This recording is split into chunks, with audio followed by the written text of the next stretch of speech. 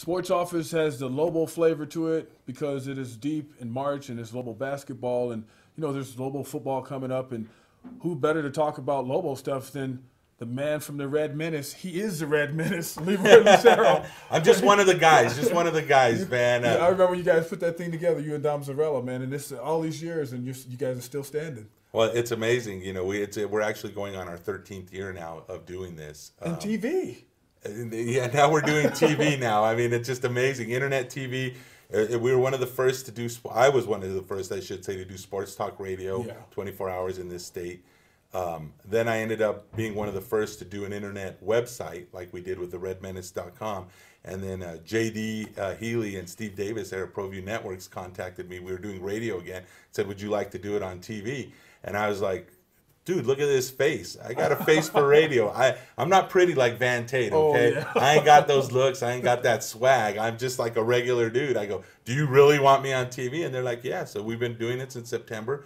We're putting it together. If you go to redmenace.tv, you can get the link there to check it out and see what we're doing. We're just kind of putting together stuff. And it's funny because the first place that we ever did stuff like this was when we worked at the Lobo Coaches Show, Dom Zarella, Scott Stigler. Man, it's almost been 10 years now, man. Yeah. And we were doing it. Doug Strickland was here then, and we were doing the Lobo Coaches Show. And then, of course, the first place I ever did anything internet-wise on television was the Sports Office right here. We did it in your office there. I think, I think Johnny Tapia was there then. It's been a while now. It's been quite a few years now that I think about it. But you've always had me on, and love to be here. Yeah, well, hey, quickly, how about some Lobo basketball and Lobo football? I know the Lobos are playing Colorado State coming up, and they know that they're going to be first no matter what happens. Right. When they leave or go there. But here's a chance for them to go up 2 games and for them to make some separation between themselves and everybody. They have separation between themselves and most of the teams in the league, but Colorado State is right on their heels, Well, I mean, I figured it out.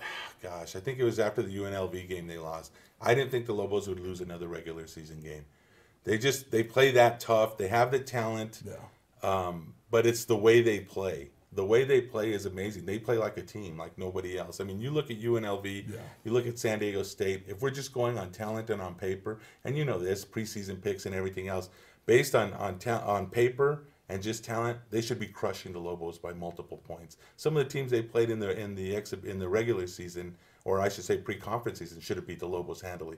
But the Lobos have this weird knack this year that they're able to put that talent and they're the ultimate team, probably the best team. Now, I'm not saying talent, okay? I'm saying team, the way they play, they probably have the best team that I've ever seen here at UNM, at least that I can remember. Yeah, just the way they play. And there's never like a guy who's the star every night. And it shows it shows up in the Mountain West Player of the Week awards that they never get one because their guys on every night, there's somebody else doing it. Well, if you even just look at the Boise State game the other day, I mean, Kendall and Tony come out and they're smoking hot in the first few minutes, right? They just tear up the place. Then they kind of go quiet. There's a little lull in the action, and then Cam Bairstow just goes like a 6-0 run on Boise and just starts dominating down low. Then he goes quiet, and then Jamal Fenton all of a sudden out of nowhere. Here's a guy that hasn't really been shooting very well. Not that any of the Lobos have been shooting very well. But all of a sudden he just catches fire, and he hits back-to-back-to-back three-point shots, and all of a sudden the game's over just like that. I mean, I know Boise kept it close, which to me, and that's another weird thing about this Lobo basketball team, Van. To me, a 3-point victory by this Lobo basketball team is like a blowout because they just love it close. They love that nip and tuck, last second shot, just rip your heart out and squish it just like that. Yeah, because I was listening to this one guy talking nationally about the Lobos and how he was saying that they're built like a tournament team to make a run. He was thinking because case in point, the Paradise Jam tournament, how those games are always right there at the end, and they just find a way to win it. I mean, they did that the whole tournament. That whole tournament, that first tournament in the St. Thomas, that's what they did. They found a way to win. And it's continued on through the season. That's been the theme of the season. I'm trying to think how many victories, or even, the losses have been kind of rough, as far as scoring-wise. But if you really look at the victories, how many victories have the Lobos had where they're large, big-point victories? I think Fresno State is the only one that I could think of here. Yeah. Other than that, I can't really think of any huge, massive, double-digit blowouts that you see with this team. They're just not built that way. And I agree. This is the year. This is the team that I think could go to a Sweet 16 and finally get the University of New Mexico off the schneid that way and have people really excited and pumped up. Because I think this team there's no superstars, like you said. Yeah. You don't know who, I mean, really the leadership. I know there's leaders on the team, but you really can't tell who it is at any given time. And it just seems like each player takes ownership of this team at any given time.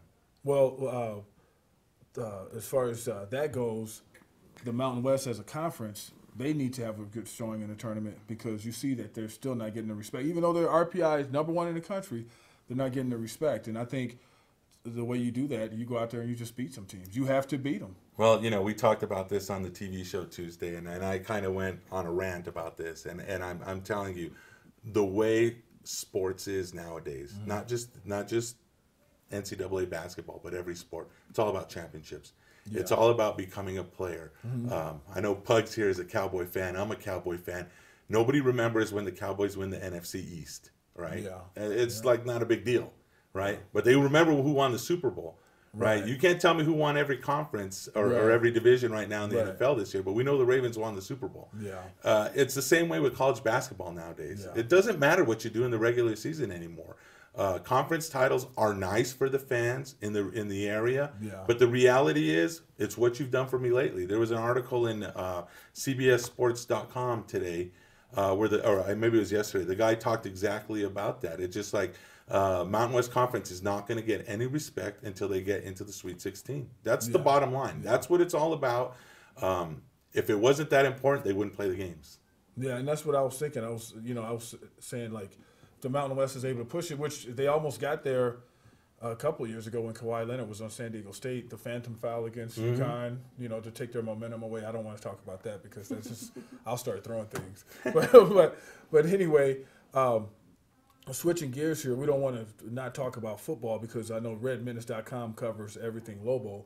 Oh yeah, and Bob Davie just signed his second class as New Mexico head coach. Of course, he got a big head start on this one as opposed to last year when he was just trying to get moved over and then hit the road for recruiting. Now he's had guys, he's had his recruiters out, and he's been able to go and seal the deal on some of these guys and bring in some guys that people probably thought wouldn't come here. Yeah, there's a few guys that the Lobos brought in that, if you're into stars and who they're battling against that I think were surprising. I like what Coach Davies said throughout the season about recruiting, though. Yeah. He said, we're going to have some guys that we're going to go after that we're going to have a chance with, but not a huge chance, and a BCS school could probably swoop in and get them.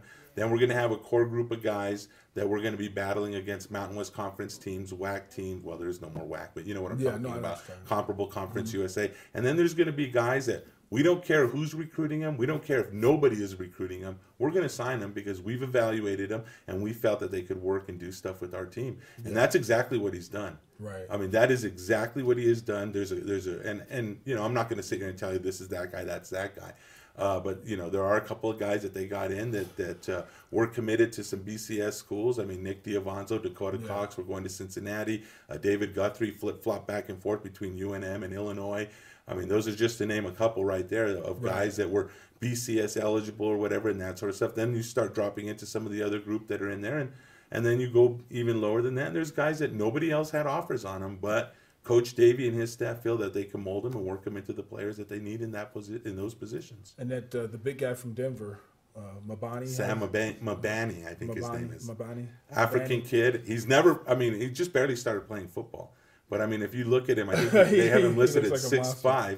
But then if you start looking at his arms, it's reminiscent of a guy, Too Tall Jones, if you remember. He just pick up those big arms and just bat passes. And I could see that sort of thing from Mabani. Good kid. I talked to him right after he committed to UNM, and just great story. His family was from Africa. They got chased out. Obviously, they have a lot of problems there. Yeah, Sudan, right? Yeah, I believe it's Sudan. That's right.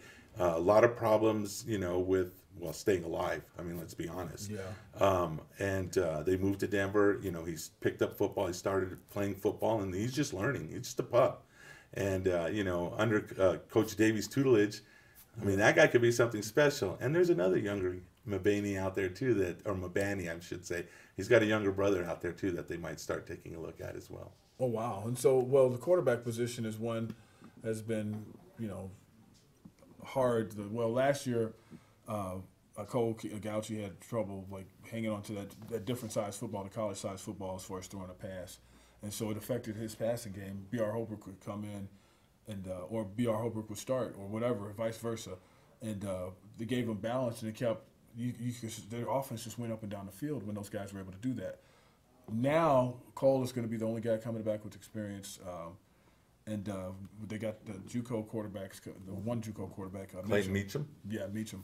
And then they have the young kid and I guess David Vega back in the fold. David Vega, that's right. We heard about that today on the redmenace.com. We got a post. I went out and did some work. I contacted you. You did some work. Yeah. Found out that, indeed, David Vega's back on the Lobo football team. And it just adds another player. Quinn McCown's still there, so he's there. He got limited playing time last year when both Cole and BR went down. It's great. I mean, that's exactly what the Lobos are looking at. Caleb Kimbrough, I believe, and Lamar Jordan are the other two young quarterbacks that are coming that are freshmen. I'm going to assume one or both are going to redshirt just because you start going on there. And when I say redshirt, one's going to for sure redshirt. The other guy will probably travel just in case. Right. Because, I mean, let's face it, in this offense, as we saw last year, you never know who's going to go down and when they're going to go down. Yeah, no, you're so right. you got to have a guy ready to go at all times. But I think David Vega is just another key.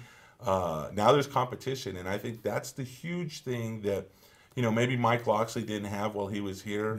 Yeah. That in just 2 years, really, along with the players that were left, that Coach Davey has been able to do, is now there's competition almost at every position to start.